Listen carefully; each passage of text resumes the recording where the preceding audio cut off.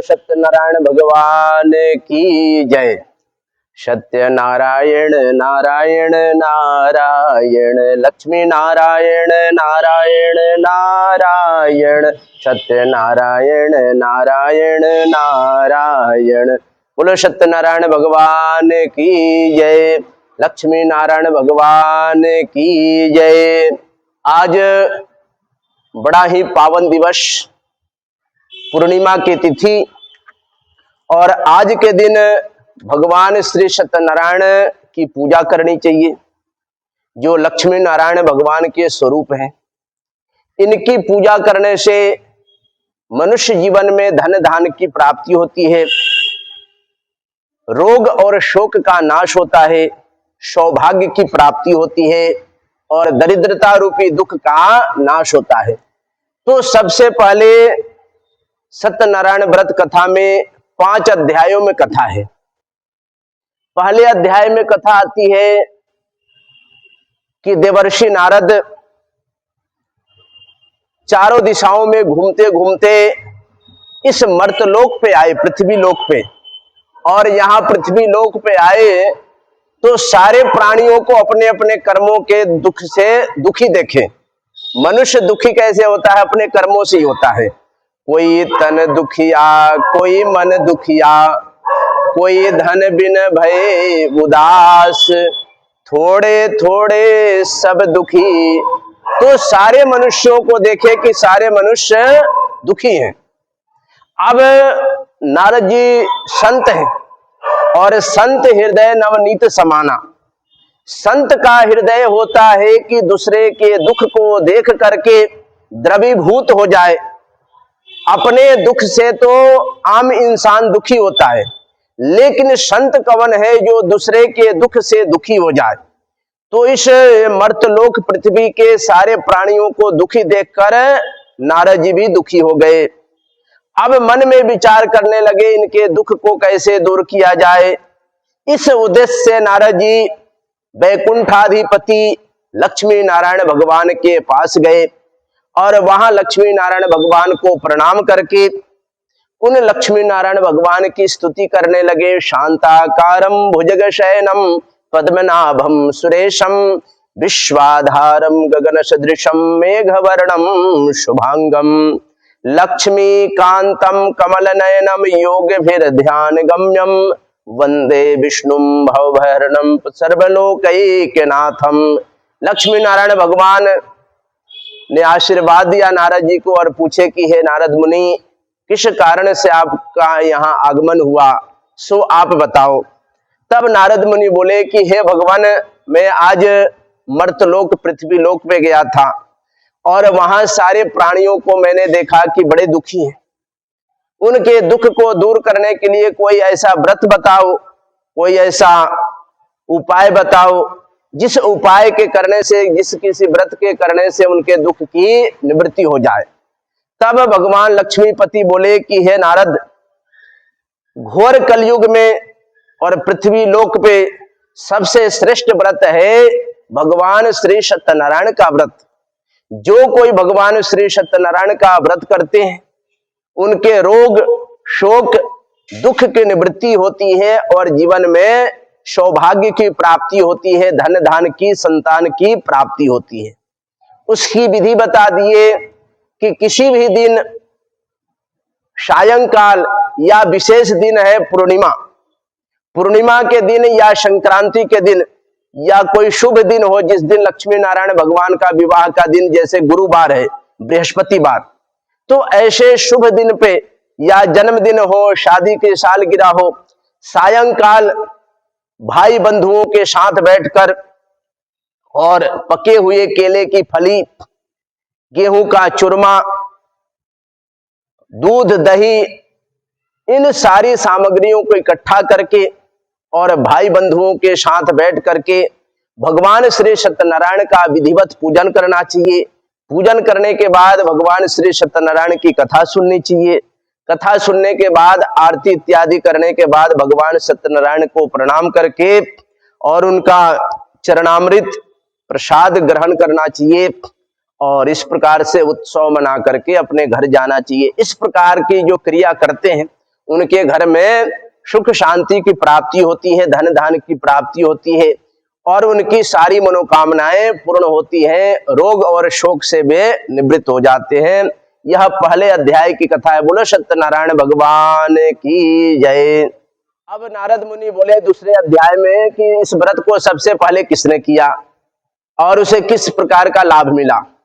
तो बोले कि इस पृथ्वी पे एक कोई भिक्षुक था, वह दर दर भिक्षा मांगता था। फिर भगवान लक्ष्मी नारायण उस बुढ़े के रूप में उसे पूछे कि तुम दर दर क्यों भिक्षा मांग रहे हो। तो वो व्यक्ति बोला, मैं दरिद्रता रूपी दुख से दुखी हूं, ऐसा कोई उपाय बताओ, ऐसा कोई व्रत बताओ जिस व्रत के करने से मेरे जीवन की जो दरिद्रता रूपी दुख है, क्योंकि दरिद्रता रूपी जब दुख आ जाए तो सारे सगे संबंधी दूर हट जाते हैं, तो इस दरिद्रता रूपी दुख को दूर करने का कोई उपाय बताओ। फिर भगवान सत्यनारायण जो भेष बदल करके उसे बताए भिक्षुक को कि तुम भगवान श्री सत्यनारायण का व्रत करो और उनके व्रत करने से, उनकी कथा सुनने से तुम्हारे जीवन की दरिद्रता समाप्त होगी। फिर उसने ऐसा प्रतिज्ञा किया कि जो भिक्षा में उसे पैसे मिले थे उसे पके हुए केले की फली, गेहूं का चूरमा इत्यादि सामग्री ला करके और उसने सायंकाल भाई बंधुओं के साथ बैठकर और सत्यनारायण भगवान की कथा श्रवण की, पूजन किया। धीरे धीरे उसके घर में धन की वृद्धि होने लगी। एक दिन सायंकाल अपने घर में व्रत कर रहा था, उसी समय कोई लकड़ी बेचने वाला लकड़हारा आया, उसे प्यास लगी थी तो उस घर में आया, पानी मांगने गया तो देखा भगवान सत्यनारायण की पूजा हो रही है, वहां कथा हो रही है, वो भी बैठ के कथा सुनने लगा। भगवान श्री सत्यनारायण का चरणामृत प्रसाद खा करके उससे पूछा कि तुम ये क्या कर रहे थे। उसने सारी विद्या बताई कि मैं दरिद्रता रूपी दुख से ग्रसित था और भगवान श्री सत्यनारायण की कृपा से मेरे घर में धन धान की वृद्धि हुई, तो मैं हर एक पूर्णिमा के दिन सायंकाल अपने बंधु बांधवों के साथ बैठ करके भगवान श्री सत्यनारायण की कथा श्रवण करता। इस प्रकार से जब उसने बताया तो लकड़हारा ने भी संकल्प किया कि आज जो मैं लकड़ी बेच करके जाऊंगा और इस लकड़ी के जो दाम मिलेंगे, पैसे मिलेंगे, उससे मैं भगवान श्री सत्यनारायण के व्रत की कथा की सामग्री लाऊंगा और मैं कथा सुनूंगा। फिर वह उसे और दिनों की अपेक्षा चौगुने दाम मिले और उन पैसों से केले की फली, गेहूं का चूरमा इत्यादि सामग्री ला करके और उसने भी इस प्रकार से पूजन किया और धीरे धीरे उसके घर में भी धन धान की वृद्धि होने लगी। वो महीने में 2 नियम बना लिया कि एक पूर्णिमा को करूंगा और एक संक्रांति को। धीरे धीरे उसके घर में धन धान की वृद्धि होने लगी और सारा जीवन सुख भोग करके अंत में वैकुंठ को गया। बोलो सत्यनारायण भगवान की जय। ये दूसरे अध्याय की कथा है। तीसरे अध्याय की कथा आती है कि कोई राजा बड़ा ही धर्मात्मा था और भगवान श्री विष्णु का भक्त था। वह भगवान श्री विष्णु का भक्त होकर के और गांव के बाहर पवित्र नदी किनारे कोई भगवान लक्ष्मी नारायण का मंदिर था, वहां पति पत्नी दोनों बैठ करके अपने कुल पुरोहित के साथ बैठकर और भगवान श्री सत्यनारायण की कथा श्रवण कर रहे थे। उसी समय इस प्रकार से एक साधु नाम का वैश्य आया, बनिया, और वह बनिया आया और इस प्रकार से वो भी भगवान श्री सत्यनारायण को प्रणाम करके कथा सुना। कथा सुनने के बाद उसने राजा से पूछा कि हे राजन, आप ये क्या कर रहे थे। तो बोले कि भगवान श्री सत्यनारायण की मैं कथा सुन रहा था।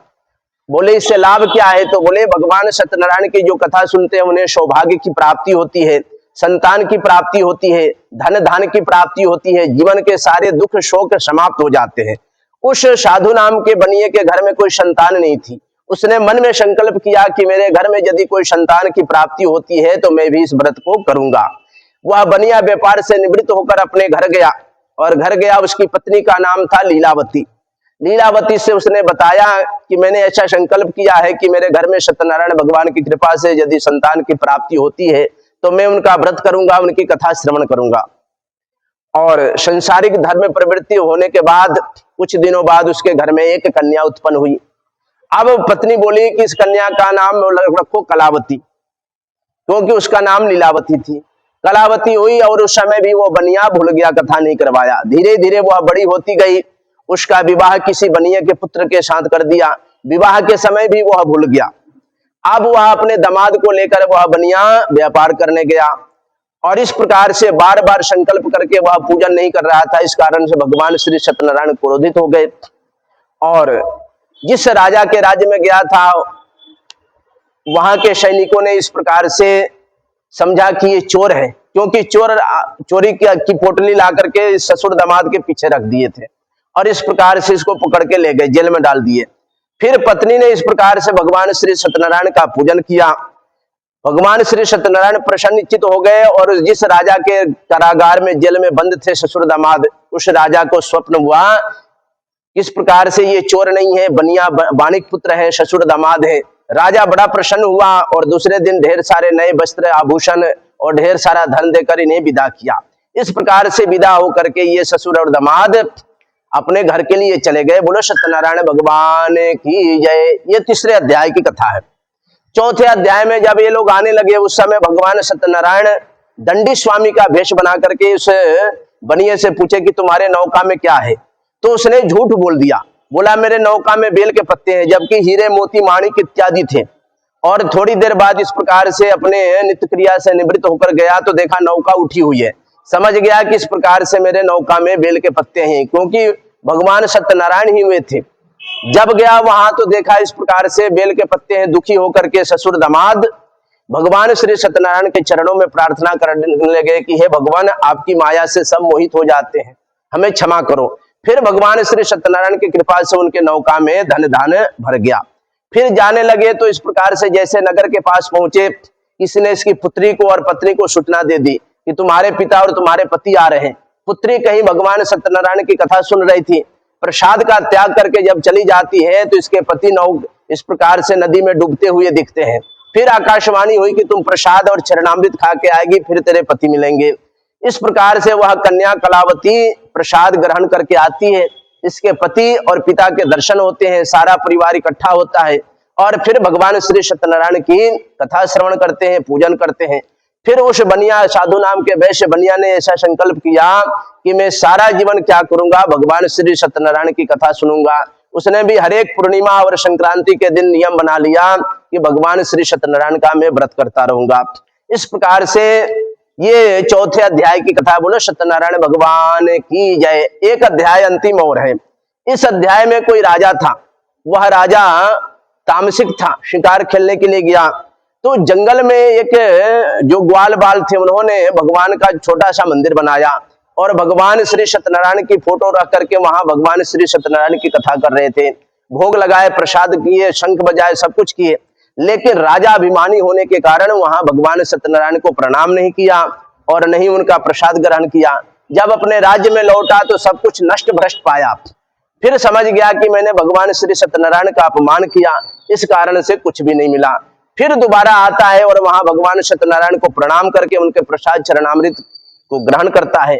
फिर इस प्रकार से उसके वापस आता है तो उसका राज्य वैसे का वैसे हो जाता है, धन धान की वृद्धि हो जाती है। फिर उसने भी संकल्प किया कि हे भगवान, अब मैं अपने जीवन में भगवान का भजन को स्थान दूंगा और हर एक पूर्णिमा संक्रांति को उसने भगवान श्री सत्यनारायण की कथा सुनने का इस प्रकार से संकल्प कर लिया। इस प्रकार से 5 अध्यायों में भगवान श्री सत्यनारायण की कथा है। जो कोई भगवान श्री सत्यनारायण की कथा का श्रवण करते हैं उनका घर पवित्र हो जाता है, उनके घर में धन धान की वृद्धि होती है, रोग और शोक से इस प्रकार से रहित हो जाते हैं और उनके घर में संतान की प्राप्ति होती है और इस प्रकार से उनका यश चारों लोकों में फैला होता है। बोलो सत्यनारायण भगवान की जय। सत्यनारायण नारायण नारायण, लक्ष्मी नारायण नारायण नारायण, सत्यनारायण नारायण नारायण। बोलो सत्यनारायण भगवान की जय।